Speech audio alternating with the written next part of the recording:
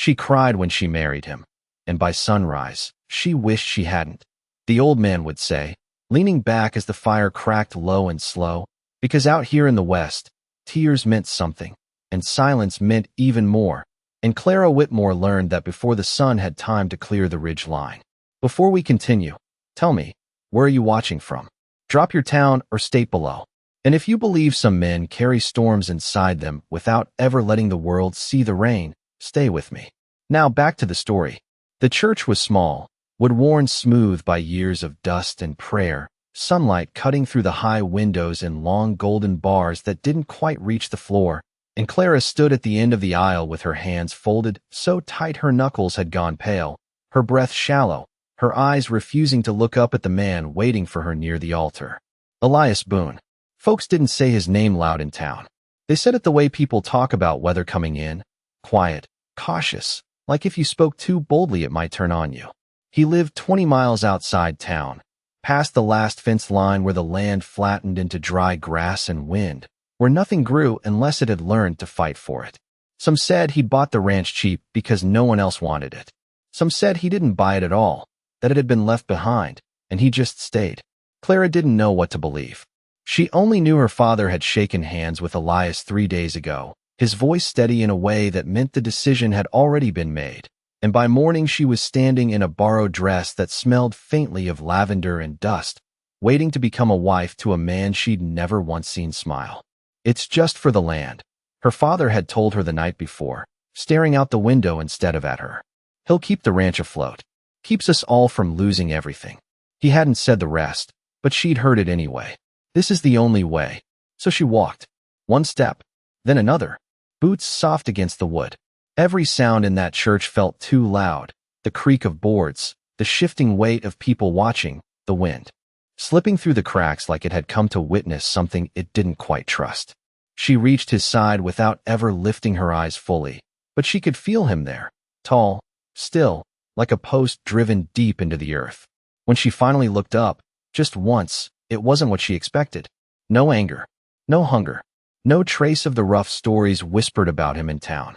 Just a face worn by sun and years, eyes dark and steady, watching her like he was measuring something he hadn't yet named.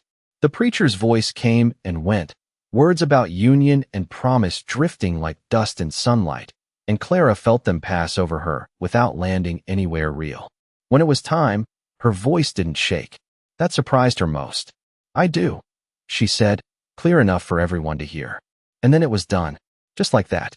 A life traded in less time than it takes for a storm to roll across open land. Outside, the wind had picked up, tugging at her veil as they stepped out of the church. Someone clapped. Someone muttered something about good fortune. Clara didn't look back. She didn't look at her father either. She just followed Elias to the waiting horse and wagon, the sun already leaning west like it had places to be. The ride took hours, past the last houses, past the fences, past the point where the road stopped pretending to be anything more than a path pressed into dirt by years of stubborn use. The land stretched wide and empty, the kind of empty that made a person feel small if they let it. Elias didn't speak much. Just once, when the wind picked up sharp enough to sting, he reached behind him without looking and handed her a worn leather coat. Put that on, he said. Not unkind. Not soft either. Just certain. She took it. Didn't thank him. Didn't refuse. By the time they reached the ranch, the sky had turned that deep gold that only shows itself for a few minutes before fading into night.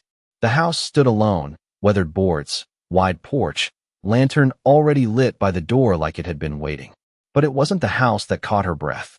It was the gate, set back beyond the barn, maybe 100 yards out, tall wood reinforced with iron bands, locked tight.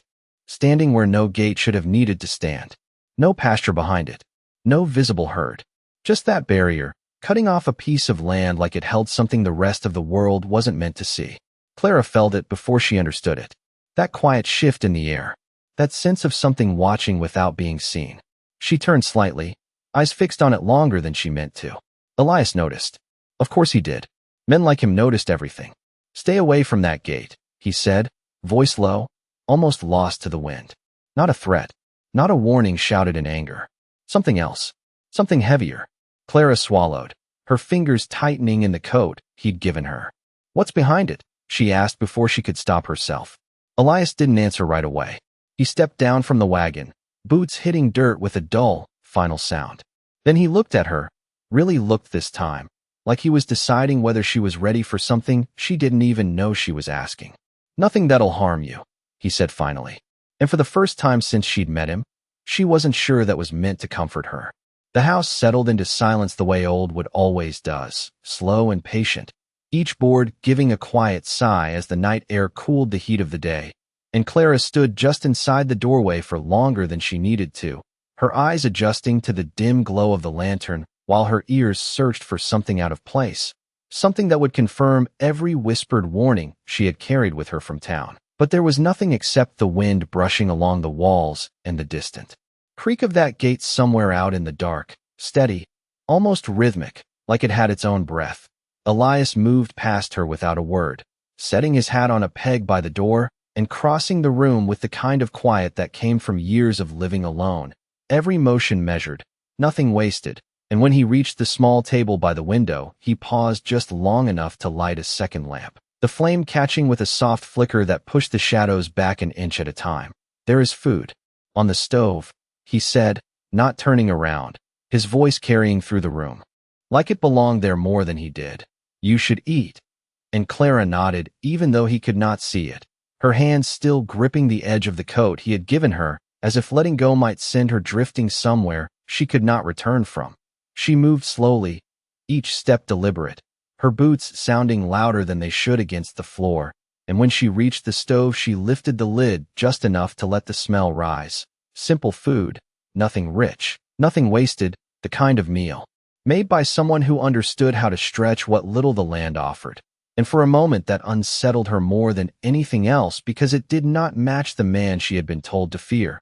She ate standing up, small bites, her eyes moving across the room again and again, measuring distance, counting exits, learning the shape of a place that was now supposed to be hers. And all the while she felt it, that pull behind her thoughts, that quiet awareness of the gate, like a question waiting, just out of reach. Elias did not sit with her, did not watch her eat, did not crowd the space the way she had braced herself for. Instead, he stepped out onto the porch, the door left open just enough for the night air to slip in, carrying with it the dry scent of dust and distant sage. And Clara found herself listening to the sound of his boots against the wood, back and forth, slow, steady, like he was keeping watch over something she could not yet see. When she finished, she set the bowl down, carefully, wiping her hands against her dress before turning toward the doorway, drawn by something she could not name. And there he was, standing at the far edge of the porch, shoulders squared against the dark, his gaze fixed out past the barn, past the open stretch of land, toward that place where the gate stood hidden in shadow. She stepped closer without thinking, stopping just inside the frame of the door, and for a moment neither of them spoke, the silence stretching between them not as a wall, but as something waiting to be crossed. "Do you always watch it like that?" she asked finally, her voice quieter than she intended, and Elias did not turn right away, his eyes still locked on the distance as if he was listening for something deeper than sound. "Only when it is quiet," he said, and there was something in the way he said it that made Clara's chest tighten, not fear exactly, but the shape of it, the echo of something she did not yet understand. She followed his gaze, straining to see past the dark, and at first there was nothing, just the outline of the land under a sky scattered with stars. But then she heard it, faint, carried on the wind, not words, not voices, just a movement, a shift, like more than one presence where there should have been none, and she felt the hair rise along her arms beneath the coat. "What is it?" she asked, softer now. And this time he did look at her, not quickly, not sharply, but with a weight that made the question feel larger than she had meant it to be. "It is something that does not belong to the town," he said, and that was all, no further explanation, no attempt to ease her mind, just the truth set down, plain between them like a stone. Clara held his gaze a second longer, searching for something, anything that would tell her whether she should be afraid or not. But all she found was that same steadiness, that same quiet resolve she had seen in the church, and it unsettled her more than anger would have, because anger she understood, anger had edges. But this was something else, The wind shifted again, stronger this time. And somewhere out in the dark the gate gave a low, drawn-out creak. Not from force, but from movement, and Clara's breath caught before she could stop it, her eyes snapping toward the sound, her body tightening in a way that felt older than thought. Elias turned back to the horizon, his posture changing just enough that she could see it now. The readiness, the attention sharpened, and for the first time since she had arrived, Clara realized that whatever lay beyond that gate, he was not guarding it from her. He was guarding it from something else entirely, and she did not know if that made her safer or placed her in the center of something she was never meant to step into. The night did not bring rest, not the kind Clara had known before, because every time she closed her eyes she heard it again. That low creak carried across the land, and when morning finally came it did not feel like relief, only a quieter version of the same question waiting inside her chest. Sunlight spilled through the thin curtains in pale strips, dust drifting slow in the air, and for a moment she lay still, listening, half expecting the sound to follow her into daylight. But the ranch had changed with the sun, or maybe it had only hidden itself better, because now there was nothing except the distant call of a bird and the soft movement of wind brushing against the walls. She rose slowly, her boots finding the floor with care, every motion cautious, as if the house might react to sudden noise. And when she stepped into the main room, she found Elias already there, standing by the table with a cup in his hand, steam rising faint against the morning light. His posture the same as the night before, steady, watchful, as though he had not slept at all.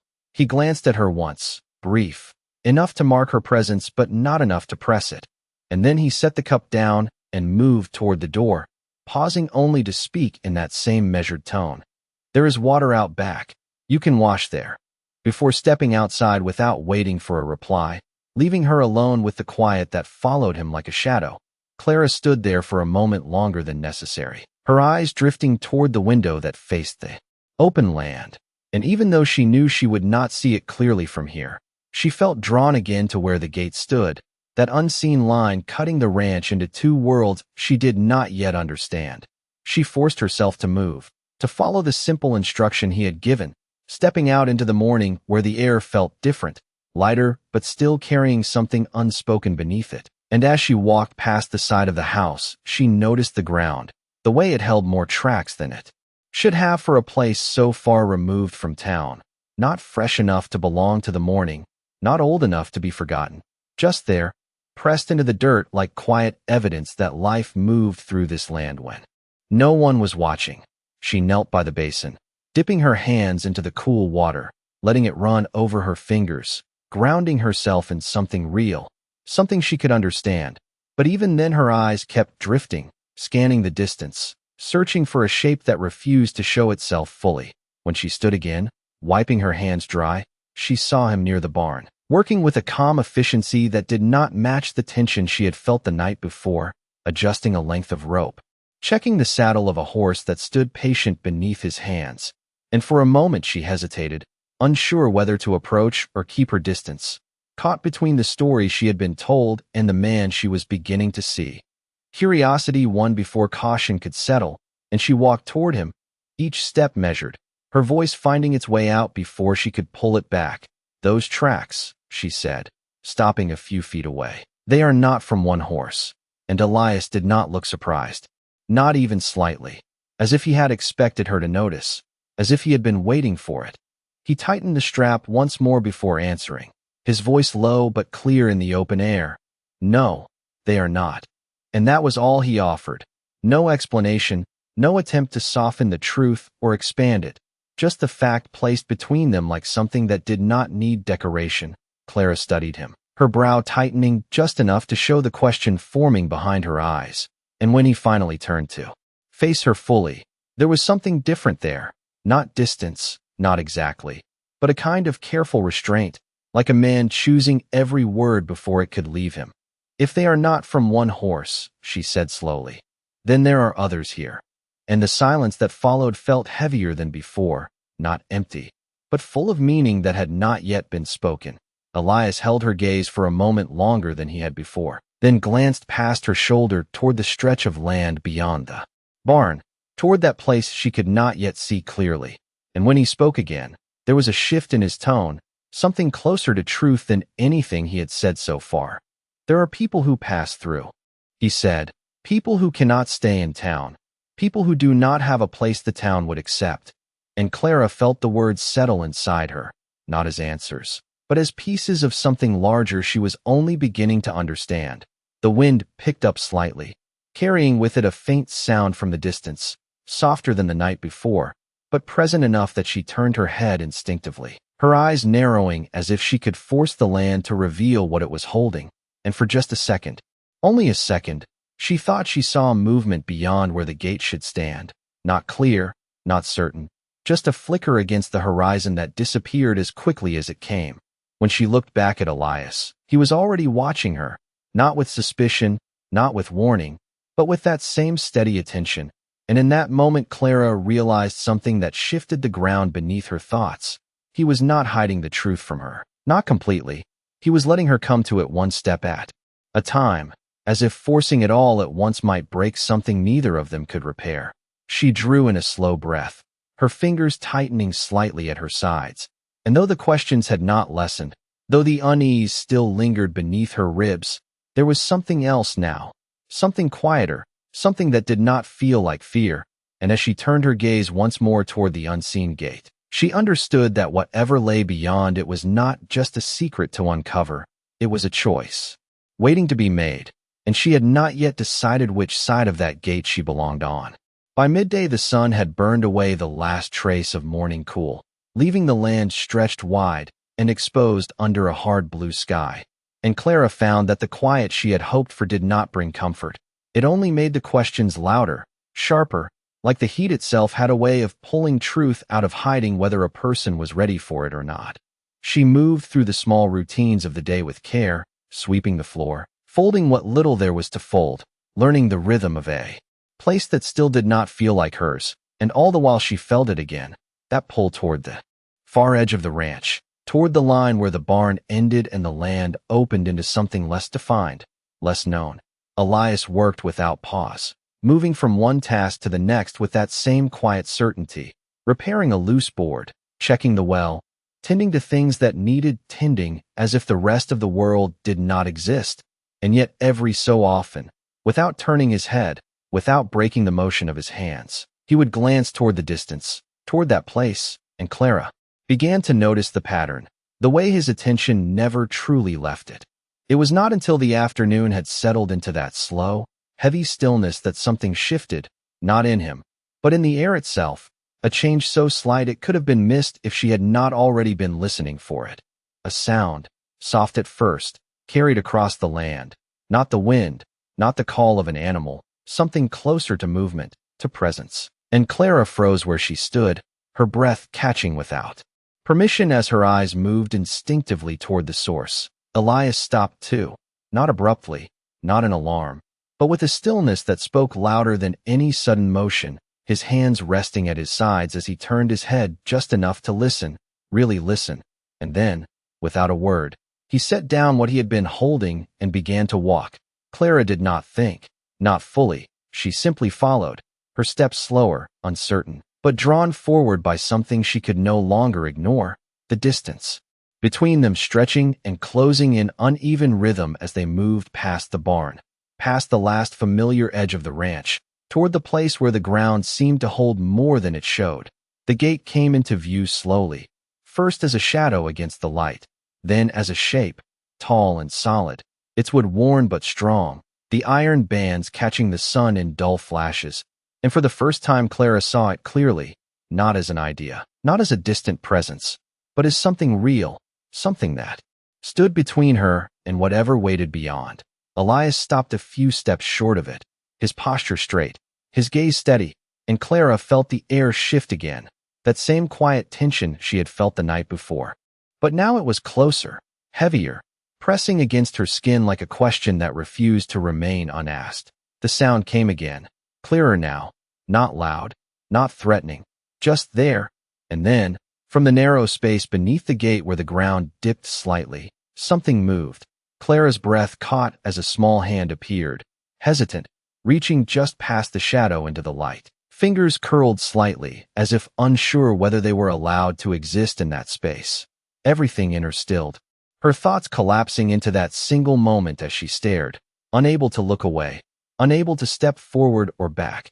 Elias moved first, not quickly, not with fear, but with a careful purpose, stepping closer to the gate and lowering himself slightly, his voice softer than she had heard it before. "It is all right," he said, and the words did not sound like a command. They sounded like a promise. The hand withdrew for a second, then returned, and this time it was followed by a small face, dark, eyes watching through the narrow gap, cautious but not afraid, studying Elias in a way that spoke of familiarity, of trust built over time. Clara felt something shift inside her, something she had not expected, as she watched the exchange unfold without words, the quiet understanding passing between them like something practiced, something real. Elias reached into his coat and drew out a small bundle, wrapped in cloth, and set it gently on the ground near the gate, not pushing it through, not forcing it, just placing it there with care, and then he stepped back, giving space, waiting. The child hesitated only a moment before reaching out again, pulling the bundle through the gap with small, careful movements, and for a brief second their eyes met, the child's gaze flicking past Elias to Clara, holding there just long enough to register her presence before disappearing back into the shadow beyond the gate. Silence returned, but it was not the same silence as before. It carried weight. Now, meaning, and Clara realized her hands had tightened into fists at her sides without her noticing. She looked at Elias, searching his face for something she could hold on to, some explanation that would make sense of what she had just seen. But he did not speak, not right away. He simply stood there, his gaze still on the gate, as if making sure the moment had passed safely before turning back to her. When he finally did, there was no hesitation in his eyes, no attempt to hide what she had witnessed, only that same quiet steadiness, and Clara understood then, not fully, not completely, but enough to feel the ground shift beneath her certainty, that the gate was not a barrier to keep something in. It was a boundary to protect something that had nowhere else to go. And for the first time since she had arrived, the fear that had followed her began to change shape, not disappearing, but becoming something else entirely, something closer to understanding, though she was not yet ready to name it. Clara did not move right away after the child disappeared beyond the gate, her eyes fixed on the empty space where that small hand had been just moments before, as if the air itself might still hold the shape of it. And the silence that followed felt heavier now, not empty, but filled with everything she had not yet asked, and everything Elias had not yet said. The sun hung lower in the sky, casting long shadows across the ground, and for the first time she noticed how the light fell differently. Near the gate, how it seemed to stop just short of the wood, leaving the space beyond in a softer, guarded shade, as if even the day itself respected the boundary. "You knew," she said finally, her voice quiet but steady, and Elias did not deny it, did not turn away. He simply nodded once, the motion small but certain, and that simple acknowledgement carried more weight than any explanation could have.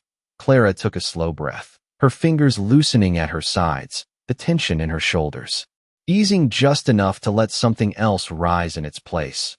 Not trust, not yet, but something that leaned in that direction, something that asked her to look again, to see more than she had been told to see. "There are more," she continued, her eyes shifting briefly toward the gate before returning to him. And again he answered without hesitation, "Yes." A single word, plain and unguarded, and the truth of it settled between them like something that had been waiting to be spoken aloud. She looked back at the gate, really looked this time, not as a threat, not as a warning, but as a line drawn with purpose, and she realized then that what she had feared was not hidden there. It had been hidden in the stories she carried with her, in the quiet assumptions that had shaped her thoughts before she ever set foot on this land. "Why here?" she asked, the question forming slowly, carefully, as if she was afraid it might break if she pushed it too hard. "Why bring them here?" And Elias exhaled softly, not in frustration, not in reluctance, but in the way a man does when he knows the answer is not simple enough to fit into a single sentence. He stepped closer to the gate, his hand resting lightly against the wood, not gripping it, not claiming it, just touching it like something familiar, something he had come to understand over time. And when he spoke, his voice carried a different weight, deeper, more personal. Because there is nowhere else that will take them, he said, and the words did not rise or fall. They simply existed, steady and unshaken. Not the towns, not the roads, not the places that decide who belongs and who does not. And Clara felt something tighten in her chest at that, not from fear, but from recognition, because she knew those places, she had grown up in them. She had watched how easily a door could close on someone who did not fit the shape expected of them. The wind moved again, softer now, brushing past them as if carrying the echo of what had just been revealed. And for a moment neither of them spoke, the silence no longer tense, no longer uncertain, but filled with the quiet weight of understanding that had not yet fully settled. Clara took a step closer, her gaze lifting to meet his, and there was something different in her eyes now, something steadier, less guarded, as if the ground beneath her had shifted but not in a way that made her want to run. "And you keep them safe," she said, not as a question, but as a realization, and Elias did not answer with words this time. He simply held her gaze, and that was enough. She looked back at the gate once more, her mind tracing the shape of what lay beyond it, not in detail, not in certainty, but in the quiet understanding that there were lives there, stories she had not yet heard, people who had been pushed to the edges of a world that refused to make space for them. And for the first time she felt the pull not as fear, but as something closer to purpose, though she could not yet name it. "Will they come again?" she asked after a moment, her voice softer now, and Elias gave a slight nod. "When they need to," he said, and there was no hesitation in it, no doubt, just the simple truth of something that had already happened more than once. Clara let that settle, her thoughts moving slowly, carefully, as if each new piece needed time to find its place. And as she stood there, the late afternoon light fading into the first hints of evening, she realized that the gate had not changed, the land had not changed, but she had, in a way she could not fully explain, in a way that made the world feel both larger and more precise at the same time. She turned slightly, her gaze drifting across the ranch, the house, the barn, the open stretch of land that now held more meaning than it had that morning. And when she looked back at Elias, there was a quiet resolve beginning to form beneath the questions, something that had not been there before, something that did not come from obligation or fear, but from choice, still fragile, still unspoken, but present all the same. The wind picked up just enough to carry a faint sound from beyond the gate, softer than before, almost like a whisper against the edge of hearing, and Clara did not flinch this time. She did not step back. She simply listened, and in that moment, standing beside a man she was only beginning to understand, at the edge of a truth she had never expected to find, she realized that whatever lay beyond that gate was no longer something she could ignore, and whether she was ready or not, she had already begun to step toward it. That evening came slower than the one before, as if the land itself had decided to stretch the hours, giving Clara more time than she wanted to sit with what she had seen, what she had begun to understand, and what she could no longer pretend did not exist. The sky softened into shades of amber and blue, the heat easing its grip as the wind returned in quiet breaths, and the ranch settled into that familiar stillness that no longer felt empty, only full of things waiting just beyond sight. Clara stood near the porch, her hands resting lightly against the railing, her gaze fixed not on the house or the barn, but on the line where the land dipped slightly before rising again toward the gate. And she realized that she had been looking there for longer than she had intended, as if something inside her had already made a decision her mind had not yet caught up to. Behind her, the door creaked softly as Elias stepped out, his presence marked not by sound but by the subtle shift in the air, and for a moment neither of them spoke, the silence no longer awkward, no longer uncertain, but steady, like a shared understanding that did not need to be rushed. "You are going to ask me," he said finally, his voice low, not turning toward her yet, and Clara let out a quiet breath she had not realized she was holding, a small, almost reluctant smile touching the edge of her lips before fading again into something more serious. "Yes," she answered, her voice calm now, no longer trembling with fear, but carrying the weight of something more deliberate. "I am," and she turned to face him fully, her eyes searching his, not for reassurance, but for truth. Elias met her gaze without hesitation, his expression unchanged, steady as ever. But there was something different there now, something that had not been present before, not distance, not caution, but a quiet acceptance, as if he had already decided that whatever came next, he would not hide it from her. Clara took a step forward, closing the space between them just enough to make the question feel real, to give it weight, and when she spoke again, her voice did not waver. "What happens when they need more than food?" she asked. "When they need more than a place to pass through?" And the words settled between them, heavier than anything she had said so far, because they carried with them the understanding that what she had seen was only the beginning. Elias did not answer right away, his gaze drifting briefly toward the gate before returning to her. And when he spoke, there was a depth to his voice that had not been there before, something rooted in memory rather than explanation. "Then they stay," he said simply, and Clara felt that answer move through her, not as a surprise, but as something that confirmed what she had already begun to suspect. "Behind the gate," she said, not asking now, only naming it, and Elias gave a slight nod, the motion slow, deliberate. "Behind the gate," he repeated, and the words seemed to carry more meaning now, more than just a place, more than just a boundary. Clara looked past him, her eyes tracing the distance once more, but this time she did not see it as a barrier. She saw it as something else entirely, something that separated two versions of the world, one she had known all her life, and one she was only just beginning to step into. "And they trust you," she said after a moment, her voice quieter now, almost thoughtful, and Elias did not respond with words.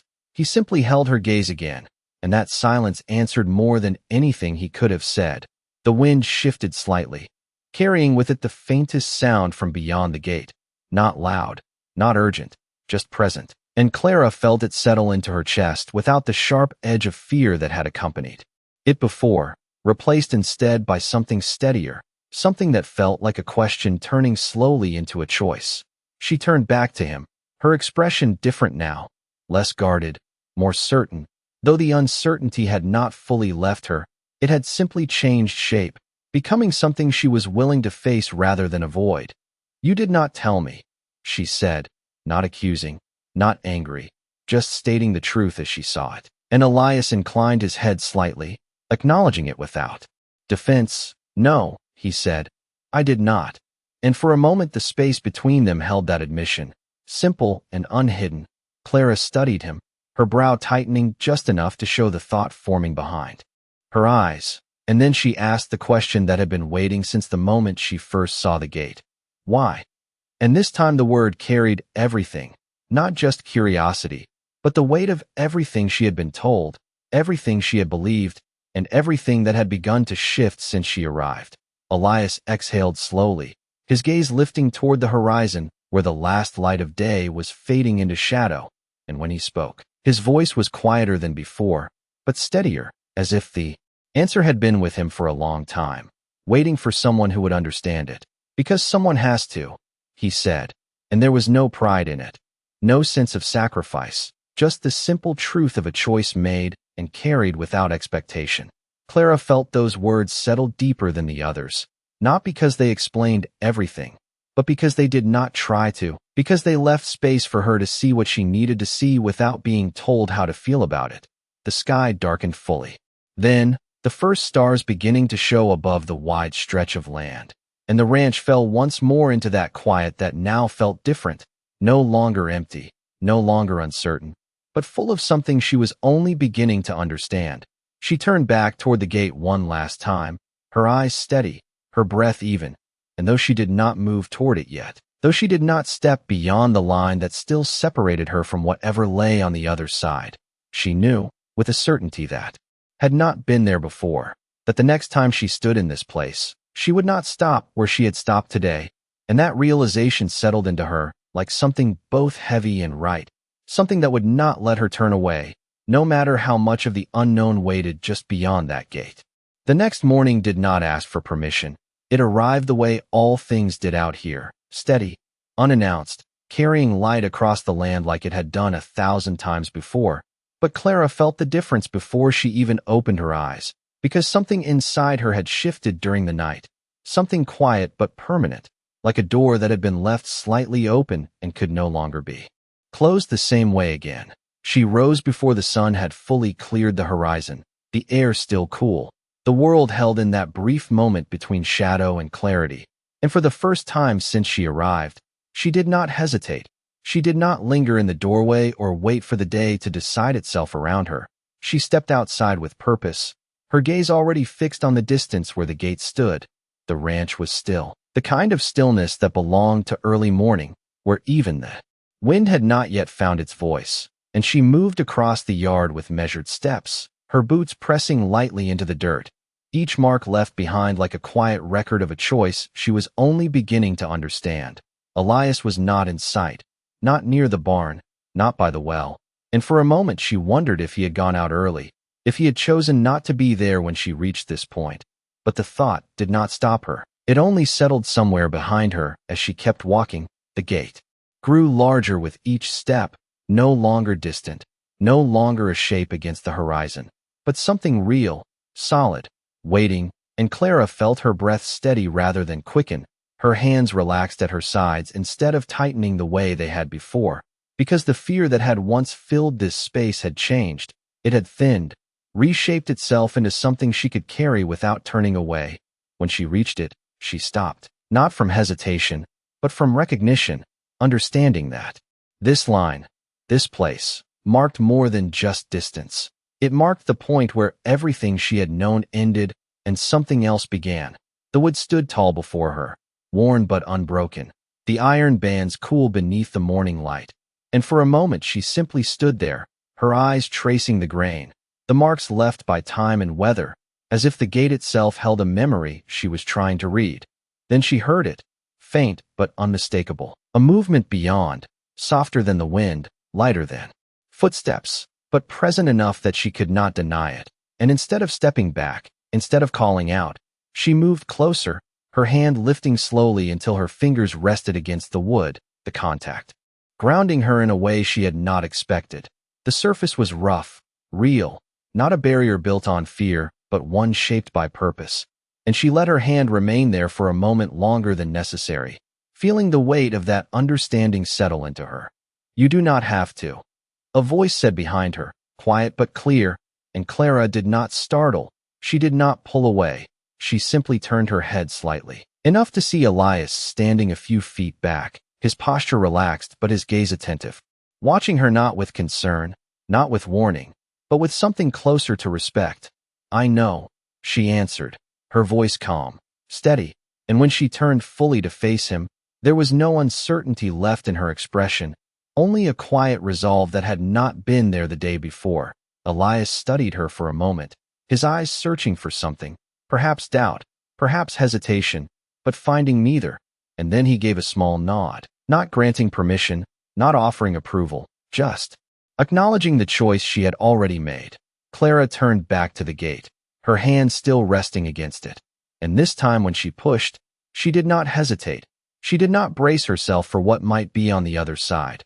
She simply let the motion carry through, the wood shifting with a low, steady sound as the gate opened just enough to reveal the space beyond.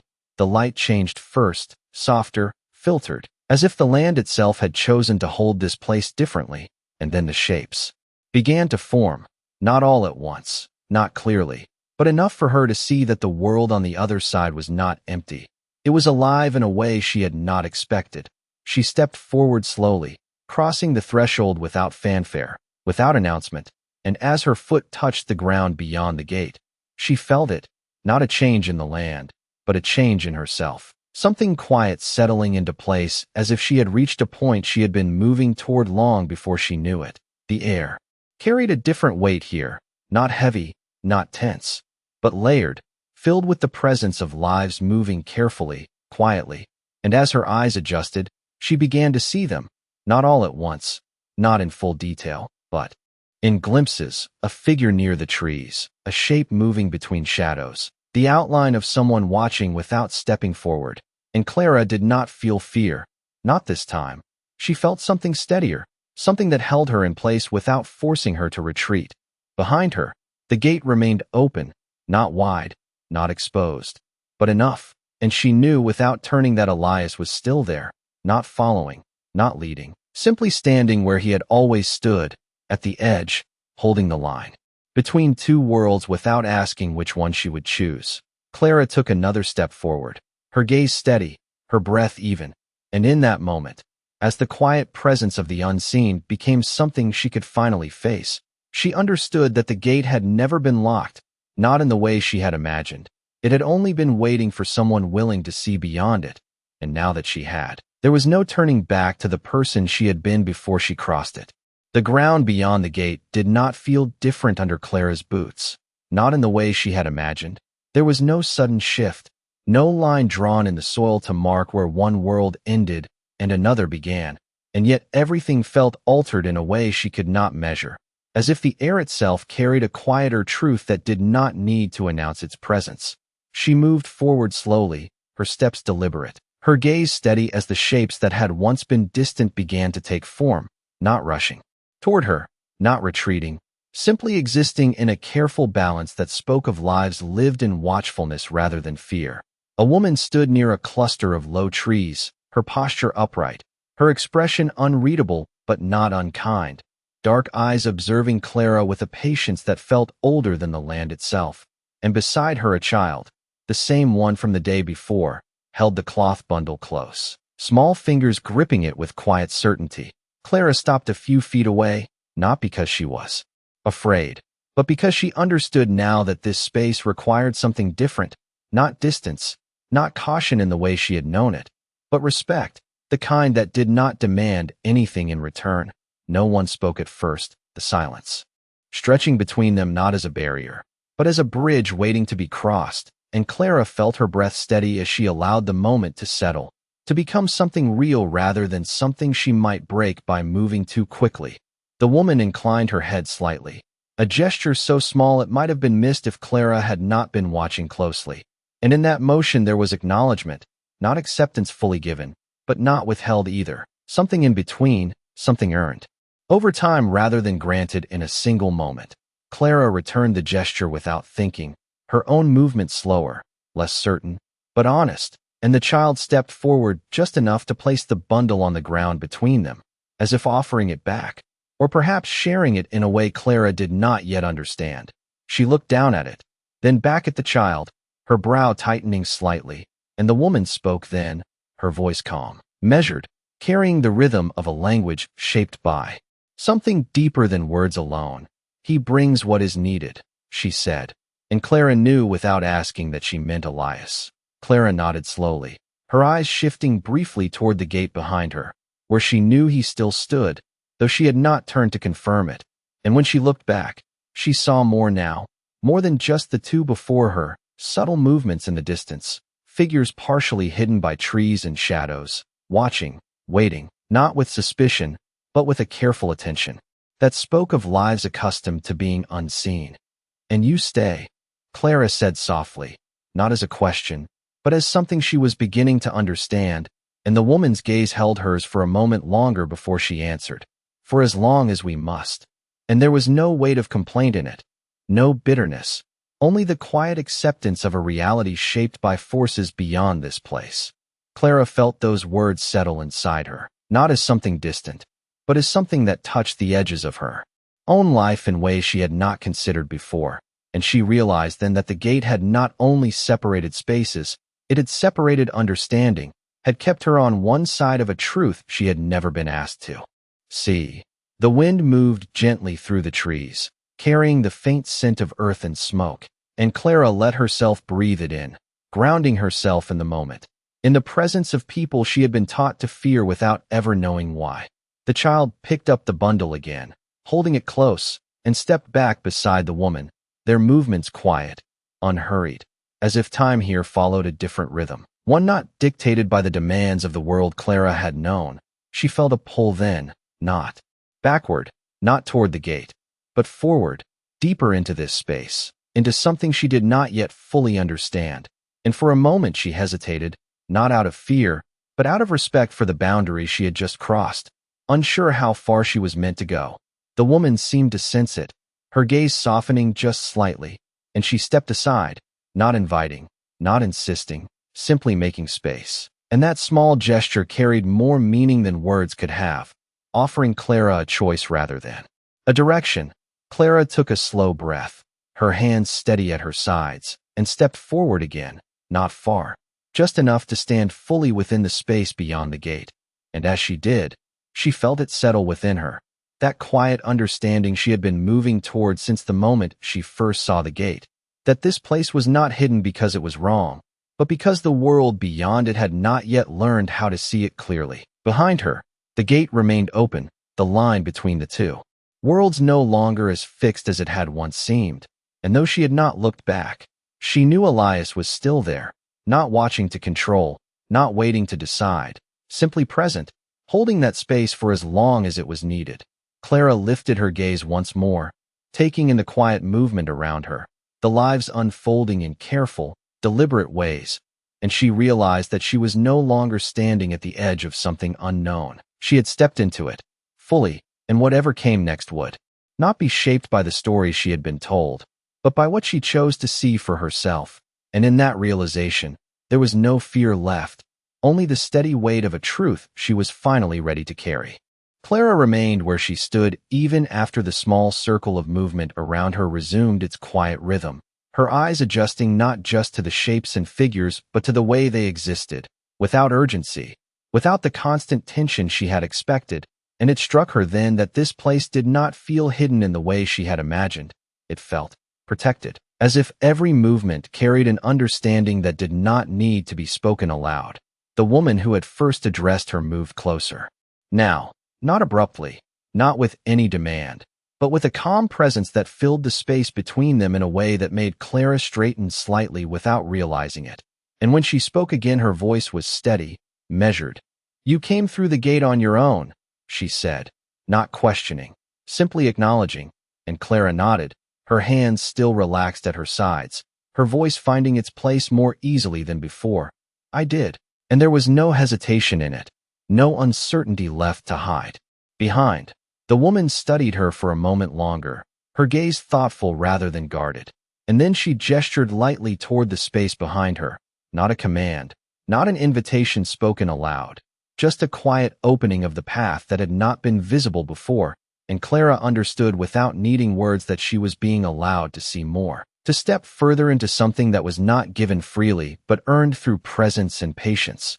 She moved forward slowly, her boots pressing softly against the ground as the shapes around her became clearer, not forming into a crowd, not closing in, but existing in a loose circle of distance, each person aware, each movement deliberate. And Clara felt no eyes judging her, only watching, measuring, the same way she had measured them when she first arrived. She noticed small things then, details that had been invisible from the other side of the gate, the way a blanket had been carefully mended, the way a small fire pit held only faint traces of smoke as if used sparingly, the way the ground itself bore signs of careful living, nothing wasted, nothing taken without thought. And it struck her that everything here had been shaped by necessity but carried with it a quiet dignity she had not expected. The child from before stayed close to the woman, glancing at Clara with a curiosity that no longer held fear, and when their eyes met again, Clara allowed herself a small, careful smile, not wide, not forced, just enough to bridge the distance that had once felt too wide to cross, and the child's gaze softened in response, not fully returning the gesture, but not turning away either. "You did not know?" the woman said after a moment, her voice low but clear, and Clara shook her head slightly, the truth of it simple and unhidden. "No," she answered, and there was something in that admission that felt important, not as a weakness, but as the beginning of something else, something more honest than the certainty she had carried before. The woman inclined her head again, as if that answer had confirmed something she had already suspected. And then her gaze shifted briefly past Clara, toward the gate, toward the line that separated this space from the rest of the world. And Clara followed that glance without thinking, her eyes landing on the opening she had stepped through. And for the first time she noticed how narrow it truly was, how little it took to cross from one side to the other, and yet how much it had taken for her to do it. She turned back slowly, her attention returning to the woman, and asked the question that had been forming quietly beneath everything else. "Do they all know him?" she said, meaning Elias. And the woman's expression changed just enough to show something deeper beneath the calm. Something like recognition, something like respect. They know what he does, she replied, and Clara felt the weight of that distinction settle into her. Not who he was, not where he came from, but what he chose to do, what he continued to do without expectation or recognition. The wind moved again, gentle but steady, carrying with it the faint sound of movement beyond the trees, and Clara turned her head. Slightly, her attention drawn to it not with fear, but with awareness, and this time when she looked, she did not search for danger, she searched for understanding, for the pattern that held this place together without needing to be explained. And you trust him, she said softly, and the woman's gaze returned to her, steady and sure. We trust what he has chosen, she answered, and there was no hesitation in it, no doubt, just the quiet certainty of something proven over time. Clara let that settle, her breath slow, her thoughts moving in a different way now, no longer trying to fit everything into what she had known before, but allowing it to stand on its own, to exist without needing to be explained away. And as she stood there, surrounded by a world she had once been told to fear, she realized that the fear had never belonged to this place. It had belonged to the distance between understanding and truth, and now that distance had begun to close. She looked once more toward the gate, toward the place where Elias stood beyond her sight, and though she could not see him, she felt his presence there, steady, unmoving, holding the line not as a barrier but as a promise. And for the first time since she had arrived, Clara understood that what she had been given was not a burden, not a trap, but a choice, one that would not be made for her, one that would not be forced. And as she turned back to the woman, her gaze clear, her voice calm, she knew that whatever came next would not be shaped by fear or by the story she had been told, but by the quiet truth she had chosen to step into. And that truth was no longer something hidden behind a gate. It was something she now carried with her, whether she stood on one side of it or the other. Clara did not rush the moment. She let it settle around her the way the light settled through the trees, slow and unforced, because she understood now that nothing here was meant to be taken quickly. Nothing here revealed itself to those who only glanced and moved on. The woman stepped beside her, not close enough to crowd, not distant enough to separate, simply present, and for a while they stood without speaking, watching the quiet life move in careful rhythms that did not demand attention, yet held it all the same. Clara noticed more now, not just shapes, but purpose, the way each person carried something, not always in their hands, sometimes only in the way they walked, the way they paused, the way they looked toward the horizon as if listening for something beyond sight. You see it differently now, the woman said, her voice soft but certain, and Clara nodded without hesitation, because there was no reason left to deny it. I do, she answered, and the truth of that felt steadier than anything she had said since she arrived. The woman studied her briefly, then turned her gaze toward the trees where a faint movement shifted in the shadows, and Clara followed it, her eyes narrowing slightly as a figure stepped into the light, older than the others, posture upright despite the years that had settled into his shoulders, his presence quiet but unmistakable. He did not approach quickly, did not demand attention. He simply walked forward with a calm that seemed to shape the space around him, and when he stopped a few steps away, his eyes rested on Clara with a depth that made her straighten without realizing it. The woman inclined her head toward him, a gesture of respect that Clara mirrored without thinking, and the man gave a slight nod in return, his gaze never leaving Clara's face as if reading something there that had not yet been spoken.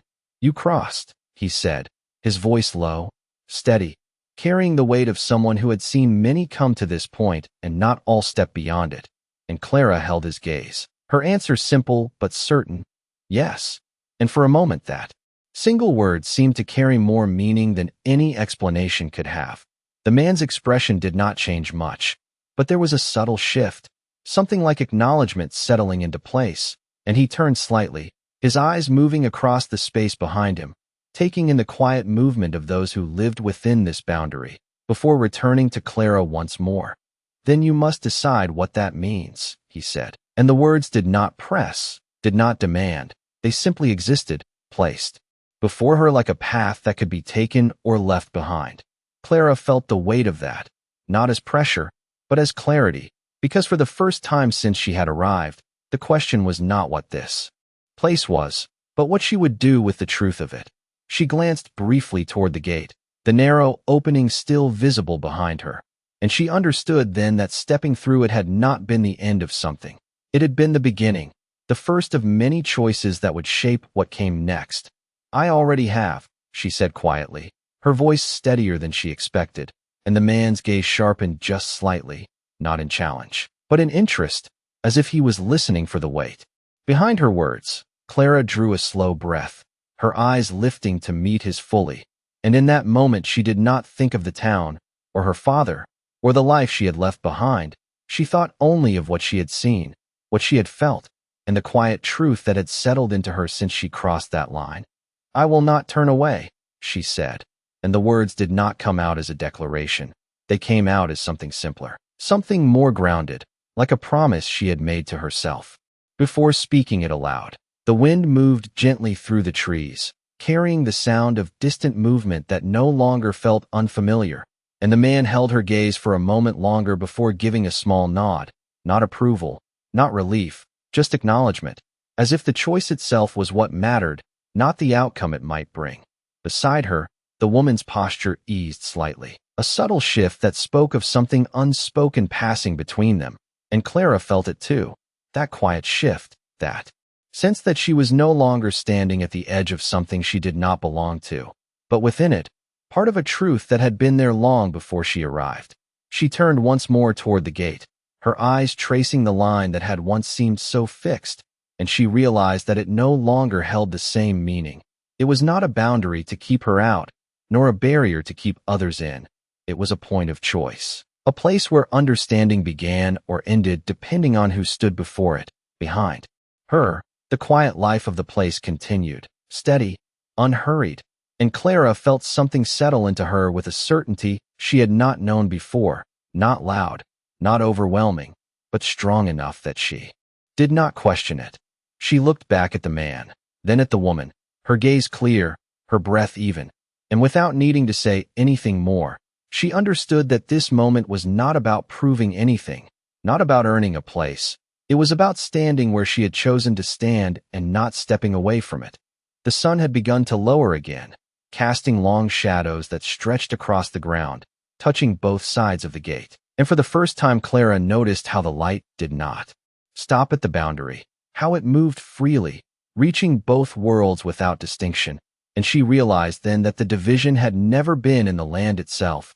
It had always been in the way people chose to see it. And now that she had seen it differently, there was no returning to what she had believed before, only the path ahead, shaped by the quiet promise she had made when she chose not to turn away. The sun had begun its slow descent when Clara finally turned back toward the gate, not because she was leaving, not in the way she would have before, but because she understood now that crossing between the two sides was not an ending or a beginning. It was a rhythm, something that would repeat as long as she chose to stand in both worlds without turning away from either. The older man had already stepped back into the quiet movement of the place, his presence fading into the same steady pattern as the others, and the woman who had first spoken to her remained only a moment longer before inclining her head once more and returning to her own place among the trees, leaving Clara standing alone in a space that no longer felt unfamiliar. She took a slow breath, letting it settle into her chest, and then she moved, her steps measured, her gaze steady as she walked back toward the gate. The ground beneath her feet no different than it had been before, and yet everything about it now carried a weight she had not noticed until she understood what it held. When she reached the opening, she paused, her hand resting briefly against the wood as if marking the moment, not out of hesitation, but out of recognition, and then she stepped through, the light shifting slightly as she crossed back into the open stretch of the ranch. Elias stood where she had left him, just beyond the gate, not leaning, not pacing, simply present, his posture unchanged, his gaze lifting to meet hers as she emerged, and for a moment neither of them spoke, the silence holding between them not as distance, but as something shared.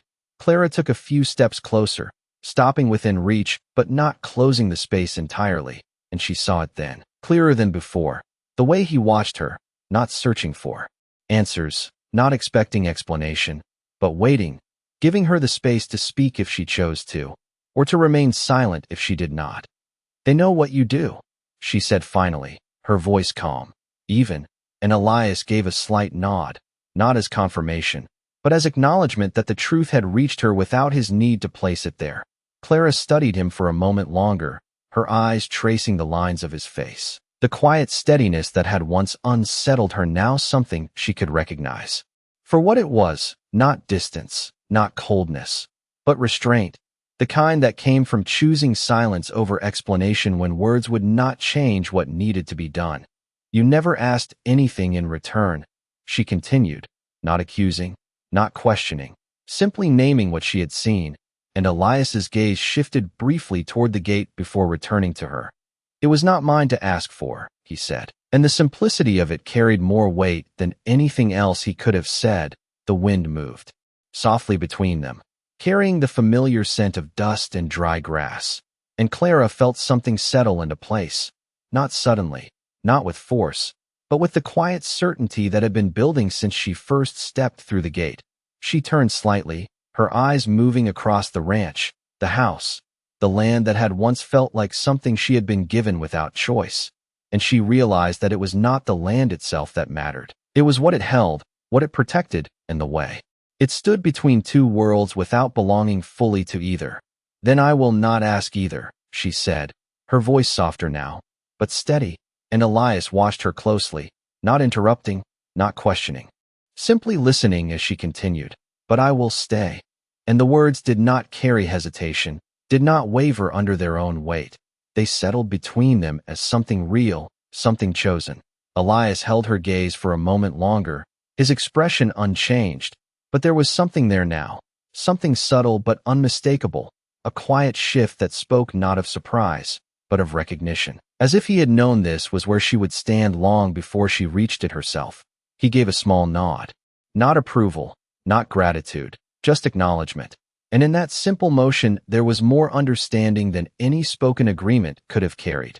Clara let out a slow breath, her shoulders easing slightly as the decision settled fully into her. Not as a burden, not as something she had been forced into, but as something she had stepped toward on her own.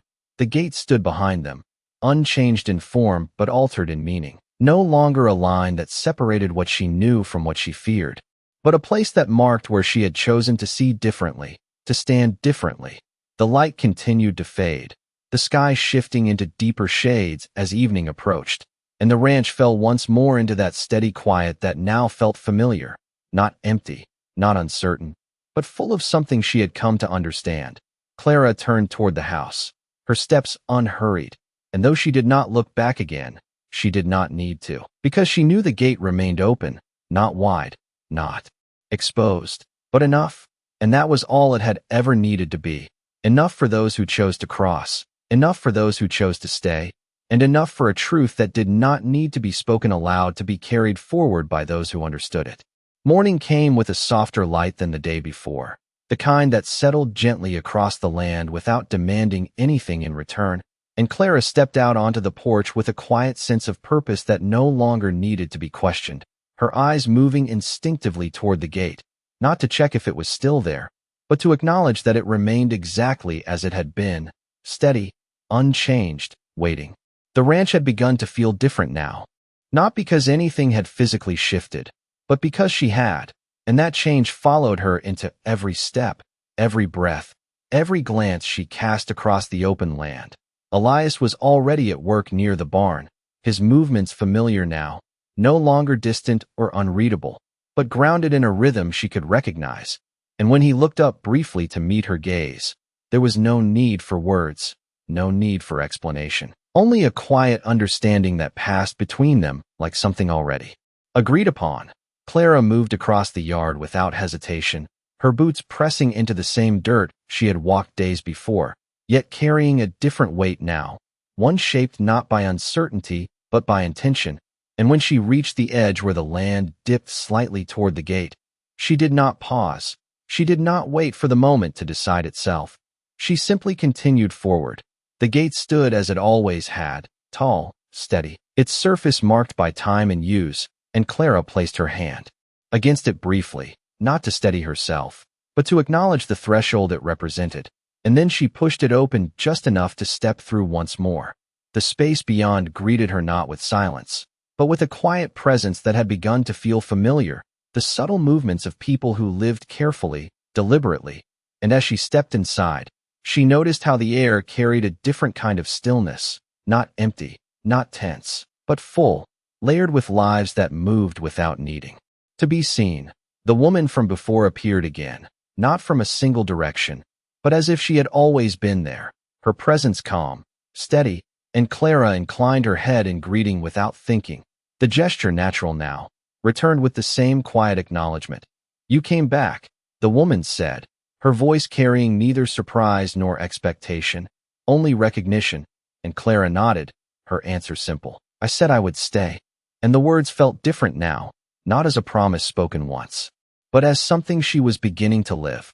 The child stood nearby, watching her with open curiosity, the distance between them smaller now, and Clara allowed herself to kneel slightly, lowering her presence.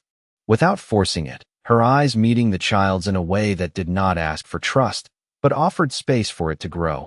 And when the child stepped a little closer, not fully, but enough, Clara felt the quiet shift of something beginning to take shape. "They will see you," the woman said after a moment, her gaze steady, and Clara understood that she was not speaking of being watched, but of being understood, of becoming part of something that did not reveal itself all at once, and she nodded. Again, accepting that truth without needing to rush it. The day unfolded slowly, the light moving through the trees in shifting patterns, and Clara remained within that space, not as a visitor, not as someone passing through, but as someone learning, observing, letting the rhythm of the place settle into her, without forcing it into something familiar. She saw small exchanges, quiet gestures, the way one person would pause to hand another something without words, the way a child would follow closely before stepping back again, the way everything here moved with a purpose that did not need to be explained. Time passed differently here, not measured in hours, but in moments, in understanding. And when Clara finally turned back toward the gate, it was not out of uncertainty, but out of balance, knowing that her place now existed on both sides, not divided, but connected. She stepped through once more, the light shifting as she crossed, and Elias was there again, as he had been before, not waiting in impatience, not questioning her return, simply present, holding the space as he always had. Clara walked toward him with steady steps, her gaze clear, and when she stopped a few feet away, she did not feel the need to explain what she had seen, what she had felt, because it was already there, reflected in the quiet certainty that had taken root within her. "They are not hidden," she said softly, and Elias looked at her, not surprised, not questioning, and she continued, "They are protected," and the words settled between them like something that had always been true, simply waiting for her to see it. Elias gave a slight nod, not as confirmation, but as acknowledgement, and Clara understood then that nothing about this place had changed, only her understanding of it had, and that was enough to reshape everything that came after. The sun began its descent once more, casting long shadows that stretched across the land, touching both sides of the gate, and Clara stood there, no longer between two worlds, but within them, carrying the quiet truth that had revealed itself not through force, not through words, but through the simple act of stepping forward and choosing not to turn away. The days no longer felt separate after that. They folded into each other with a quiet continuity, like the land itself had decided there was no need to mark where one ended and another began, and Clara moved through them with a steadiness that had not been there before, her steps no longer uncertain, her gaze no longer searching for something to fear, but for something to understand. The ranch became more than a place she had been brought to. It became something she chose each morning when she stepped outside and let her eyes find the gate without hesitation, acknowledging it not as a question, but as a truth she carried with her. Elias remained as he always had, steady, present, his movements unchanged, but now Clara saw the spaces between those movements, the quiet choices, the way he would pause just long enough to listen before continuing, the way his attention never truly left the line that separated and connected the two worlds at once. They did not speak often, not because there was distance between them, but because there was no need to fill the silence with explanations that had already been understood, and when words did come, they were simple, measured, carrying only what was necessary and nothing more. Clara found herself moving between the two sides of the gate as naturally as she once moved between rooms of a house, her presence no longer drawing the same careful observation, but settling into the rhythm of the place, not as someone who had arrived, but as someone who had chosen to remain. The woman greeted her with the same quiet acknowledgement each time, the child no longer holding back as much, stepping closer, sometimes offering small objects. Without words, a piece of cloth, a smooth stone, gestures that did not need explanation, and Clara accepted them with the same care, understanding that these moments were not exchanges, they were connections, built slowly, without demand. The older man watched her less now, not because he had turned away, but because there was no longer a need to measure what had already been proven, and Clara felt that shift, not as approval, but as a quiet acceptance that she had stepped fully into the space she had once only observed. The gate remained as it had always been, neither closed nor open in any fixed way, but present, steady, marking the place where choice lived, and Clara realized that it had never been about what was behind it. It had always been about who was willing to cross it and why.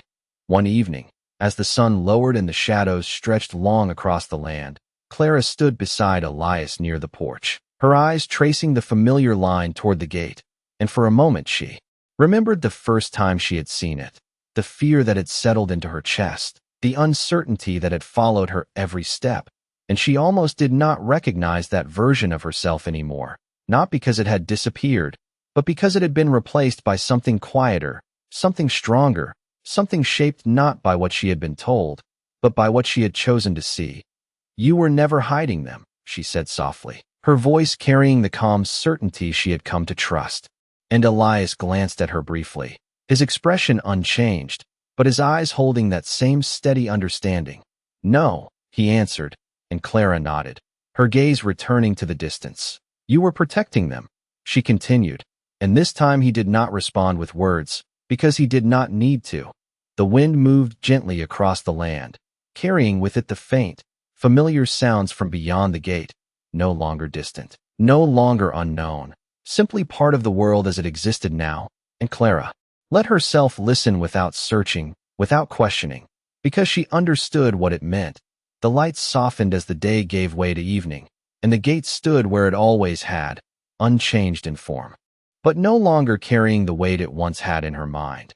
And Clara realized that the truth she had stepped into was not something that would end.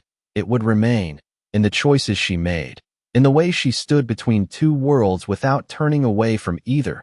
She did not cry anymore, not the way she had on the day she arrived, because what she had once believed to be an ending had revealed itself to be something else entirely, something that did not take from her, but gave her a place to stand, a place to choose.